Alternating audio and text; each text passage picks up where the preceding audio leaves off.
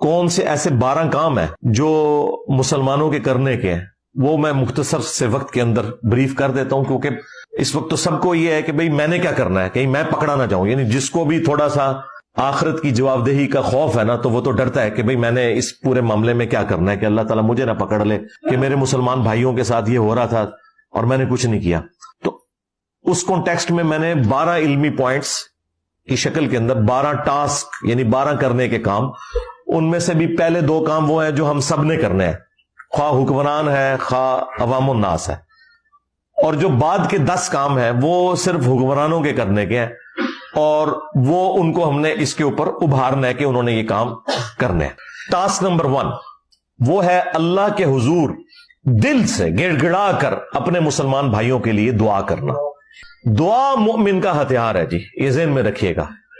دعا سے وہ مسئلے حل ہوتے ہیں جو تدبیروں سے حل نہیں ہوتے، اور یہ اللہ نے ہمیں حکم بھی دیا ہے کہ ہم نے دعا مانگنی ہے. ادعونی استجب لکم، اے میرے بندو مجھ سے مانگو میں تمہیں دوں گا. اور پھر ساتھ میں ان الذین یستکبرون عن عبادتی، جو تکبر کریں گے میری اس عبادت سے، یعنی مجھ سے دعا نہیں کریں گے، میں انہیں عنقریب ذلیل و خوار کر کے جہنم میں پھینکوں گا. وَلِعَوْذُ بِاللَّهِ تعالیٰ.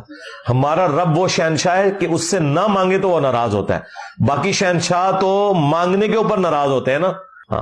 اللہ وہ شہنشاہ ہے کہ جس سے نہ مانگا جائے وہ ناراض ہو جاتا ہے. تو دعا آپ نے مانگنی ہے، یہ ایک حق ہے مسلمان کا دوسرے مسلمان کے اوپر.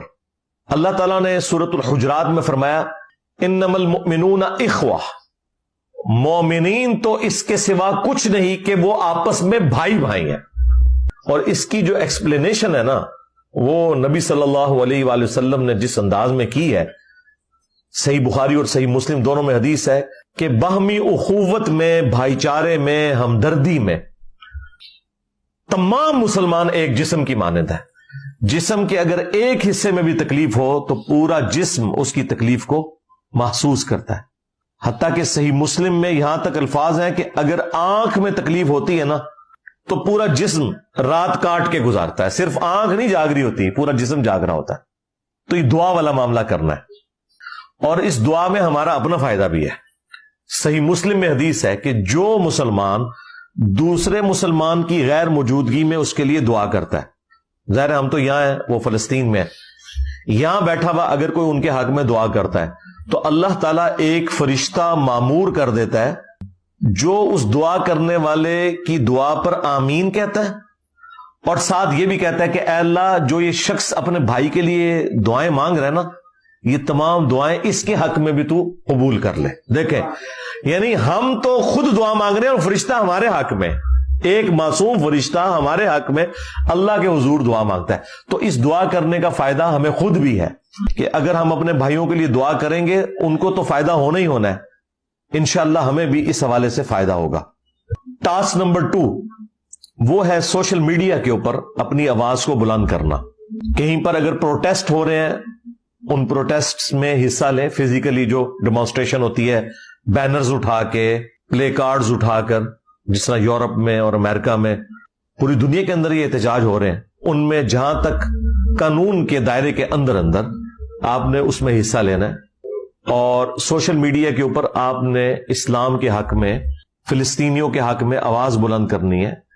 لیکن اس آواز بلند کرنے میں ایسا کوئی معاملہ نہ ہو کہ وہ گالی گلوچ کی طرف چلا جائے اور اسلام کی کوئی غلط پکچر لوگوں کے سامنے آئے. یہ ذہن میں رکھیے گا.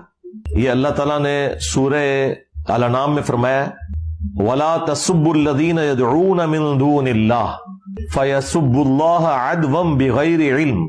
مت گالی دو لوگوں کے جھوٹے معبودوں کو، کہیں ایسا نہ ہو کہ وہ انجانے میں تمہارے رب کو گالیاں دیں بغیر علم کے.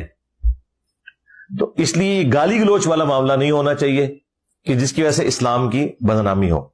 اچھا، اس آیت کو بعض لوگ میرے خلاف بھی یوز کرتے ہیں کہ جی ہمارے بزرگوں کو برا کہتا ہے، تو قرآن نے تو کہا ہے کہ کسی کے بزرگوں کو برا نہ کہو، وہ تمہارے بزرگوں کو کہیں گے.